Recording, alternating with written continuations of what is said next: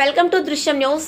BRS MLC Kalvakuntla Kavitha United Phule front Telangana జాగృతి BC సంఘాల నాయకులతో కలిసి మండలి డిప్యూటీ చైర్మన్ బండా ప్రకాష్ ముదిరాజ్ను కలుసుకున్నారు. సందర్భంగా అసెంబ్లీ ఆవరణంలో మహాత్మా జ్యోతిరావు పులే విగ్రహం ఏర్పాటు చేయాలని కోరుతూ వినతి పత్రాన్ని అందజేశారు. పూలే విగ్రహం ఏర్పాటు బీసీల చిరకాల కోరిక అని ఎమ్మెల్సీ కవిత పేర్కొన్నారు. ప్రజాస్వామ్య స్ఫూర్తిని ఇనుమడింపజేసేలా చట్టసభల్లో మహోన్నత వ్యక్తుల విగ్రహాలను ఏర్పాటు చేయడం అవసరమని కవిత తెలిపారు. తెలంగాణ జాగృతి పోరాటాల వల్ల గతంలో అసెంబ్లీ ఆవరణంలో అంబేద్కర్ విగ్రహాన్ని ఏర్పాటు చేశారని గుర్తు చేశారు. మహాత్మా జ్యోతిరావు పులే విగ్రహం కూడా ఏర్పాటు చేయడం ద్వారా బీసీ వర్గాల ఆకాంక్షను నెరవేర్చేలా ప్రభుత్వం చర్యలు తీసుకోవాలని ఎమ్మెల్సీ కవిత విజ్ఞప్తి చేశారు.